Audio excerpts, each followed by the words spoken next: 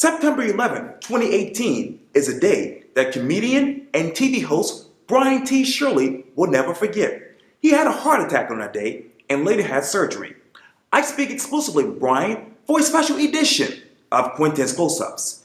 And be sure to download the free Quintin's Close-Ups app in your Apple or Google Play stores. Brian T. Shirley, it is so good to see you. Good to see you again, Quintin. This is a pleasure doing these interviews with you. The second one. Yes, that's right. Lots happened since January. Well, yeah, I want to talk to you about that because obviously on your Facebook page you said this about yourself. I'm a professional comedian, web series radio show host, director, writer and actor, content contributor, and executive producer at SNAE, an online magazine and film festival, radio host of Behind the Scenes on the Road segment at What's the Story radio show production and publication, performer and actor, creator, host, and producer, works for self. Comedian stand-up comedy. Yeah. And unfortunately in September, you actually had a heart attack. Right. And I had to undergo on a bypass surgery. Yep. Quadruple. Yep. Wow. 9/11.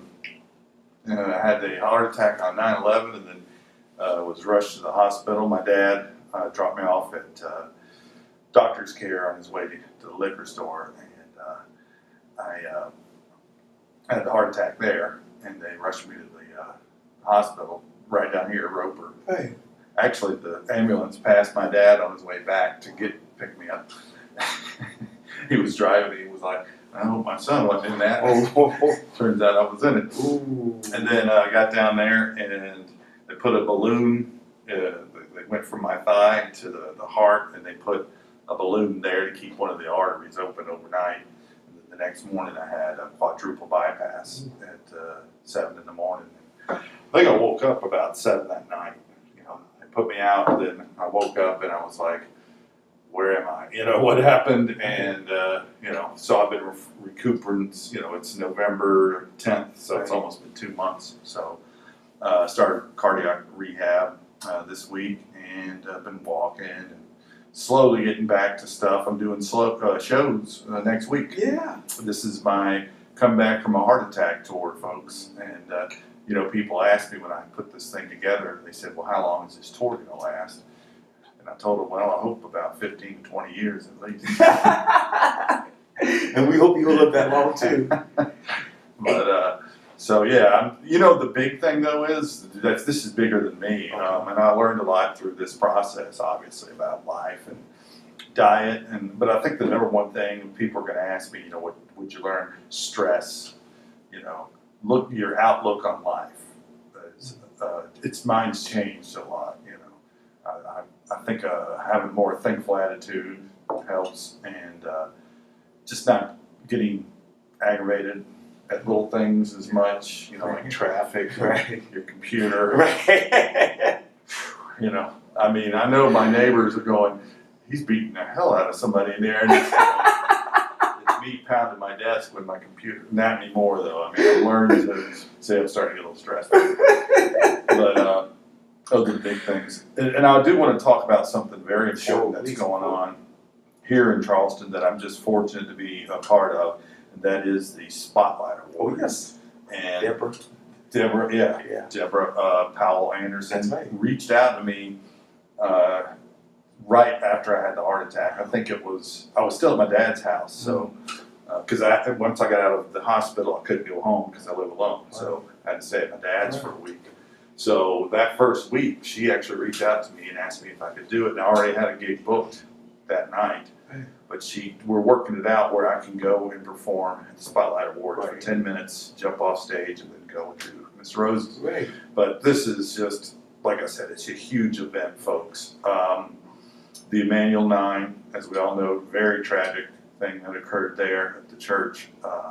This awards ceremony is focusing on giving people in this community here, 18 have been nominated, these Spotlight Awards, and 9 of them will be selected. 18 are nominated, and that evening, this is next Saturday, it's a week from now, that evening, these folks will know who was chosen for the Spotlight Award, and each one of those 9, the award is named after one of the victims, the Emmanuel 9 victims. And it's a black tie event that's going on from 7:30 to 11. There's all Gilliard. kinds. Yes, right there at the Gilliard. There's all kinds of folks that are going to be there. Music acts, a poet. I mean, Deborah's done an amazing job with this, and it's been all over. It's been on the news. Right. They got TV commercials Right. for it. My face is on there. I'm going, wow, that's pretty cool. Yeah. But yeah, it's just a huge event. So if you can make it to that, folks, on November 17th, please try to. And if you want to do something in West Ashley, come see me at Ms. Rose's. So I've got two big things going on the same night. So I'm coming back with a, vengeance. I'm also, next Tuesday, though, I'm going down to start this tour. I'm going down to Georgia, to Fort Pierce, Georgia, to do a show there at the military base for them. So I'm going to drive down, do that, and drive back.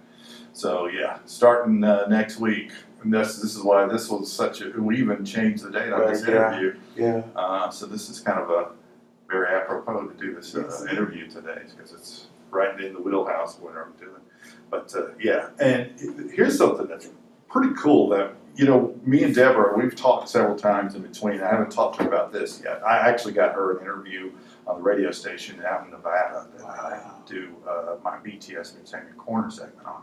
So the host said, yeah, bring her on. So she went on and talked all about what's going on here in Charleston with this thing. Because as we know, this was right after those folks got killed at the synagogue, and I mean, when something like that happens, we had just had her on, and this thing, I mean, we had her, I booked her on there, and that thing happened in between the time that I booked her and we actually had her on the show.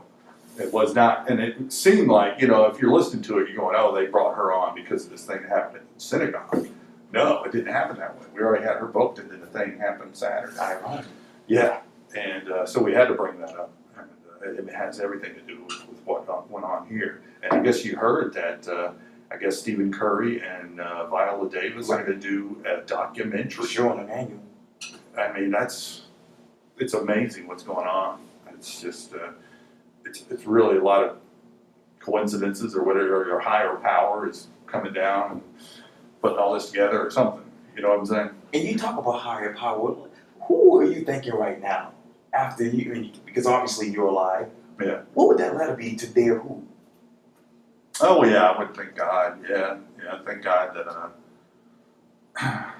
I woke up and well, what happened was I was in my house and my apartment, and I started having jaw pains, and it went down my arm, and I've been having this for about a day or so, and 9 o'clock that morning on 9/11, it hit pretty bad, it kind of knocked me to the floor. I don't want to say I couldn't stand, so I was on the ground, and my dad was on the phone at that point, and I was saying, help, come get me, and he started over to get me in. It settled down. I said, well, maybe I'll just drive myself. No, thought better of that. And then he got there, and it was hurting again. Then when I got to doctor's care, I was sitting there waiting, and it hit bad. And that's when I got up and I looked at them and I said, something's wrong. And she said, what's wrong? And I said, I think I'm having a heart attack. And then they took me in the back, gave me some nitroglycerin and some aspirin, and but it was, the doctor was mad. He goes, don't come here to have a heart attack. I was like, well, I couldn't explain anything because I was in pain. I was just, and they're asking, is it a 9? Where are we looking at here? I'm going, I don't know, 111. It hurts. And then they called the ambulance. But I have to thank God. I have to thank my dad, because he's the one that took me there. Those doctors, doctors, those people at doctor's care, the surgeons down in Roper, that were amazing. That, thanks to them, I'm sitting here. And I guess I must be doing pretty good because, they tell me, hey, everything's looking good, and just, take it slow. That's the big thing people keep telling me, slow down and everything. And I guess I have. Sometimes I get a little anxious and I want to do more, and I've lost a lot of weight. Wow. I think I've lost 40 pounds or so. I'm maintaining now. I'm trying to I'm actually wanting to lose just a little more, but I'm fine, you know, but I'm like, well, if I can tone it up, then I'm, you know, but, yeah, so, I'm, you know, hanging in there. That's good to hear. And what is your tone for comedy now after this heart attack in your mind? Well, I think it's the same as everything I'm trying to do with my life as far as coming from a better place than I was coming before. You know, sometimes you come from anger or bitterness or these things. And you know, I've written some very funny bits that did come from that, you know. But I think now I'm trying to come more from, I guess, a loving part, you know, or a kinder part. You know what I'm saying? I've changed that. But I mean, that's more because of the stress and anxiety and all that. That's, you know, I think is what was the big cause. I mean, my grandparents had history, so that was part of it too, you know, DNA or whatever. But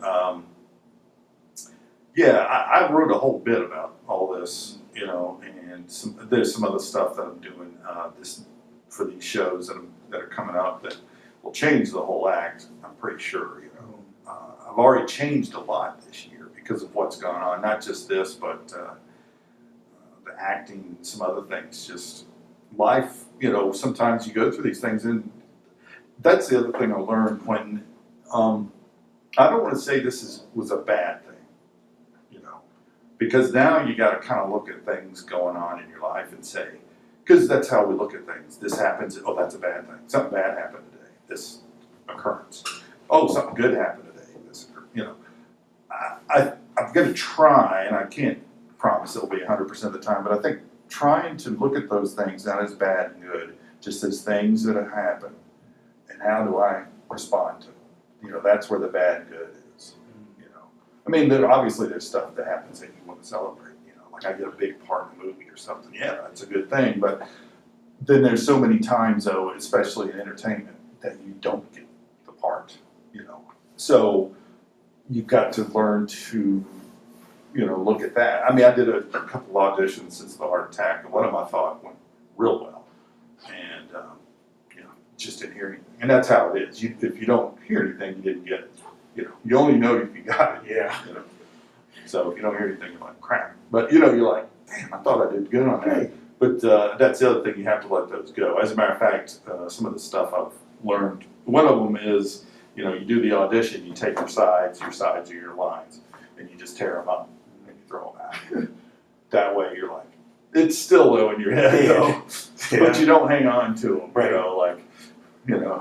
So you just say, because if you get it, they're going to send you your script. So, but you just, yeah. And that's another way to approach a lot of things.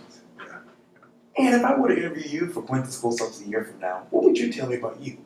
A year from now, I would hope I would be saying, well, Quintin, you're going to have to come to LA because, or New York. Yeah. Or Atlanta. There you go. You know.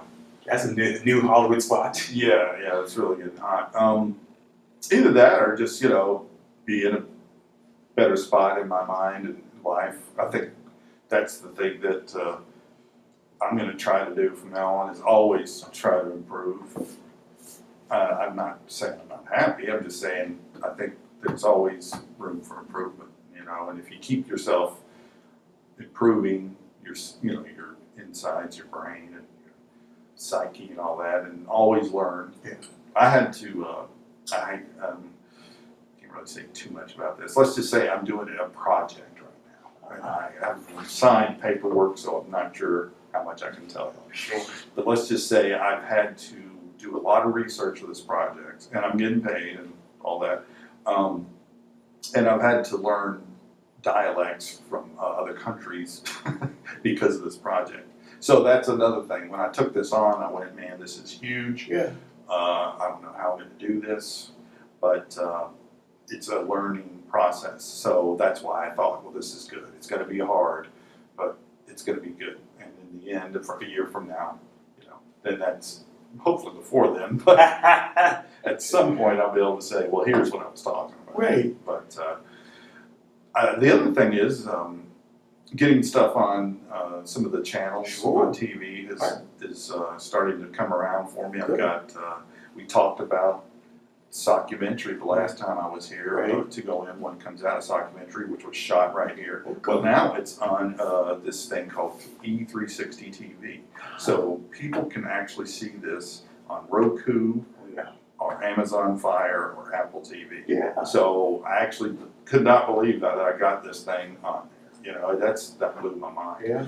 And continuing to get some of the small films I've done entered into small film festivals, nothing big, but I mean, well, actually one of them was pretty nice. It was the Red Skelton Museum for American Comedy took one of our shorts and put it in there, which I thought blew my mind. Shot it up in Myrtle Beach with a couple of people, and that was back in April or July, I can't remember. It was back during the spring and summer, and that was huge. And to me, I was like, you know, as a kid, I wanted to be on Carol Burnett. You know, I wanted to be Tim Conway. Yeah.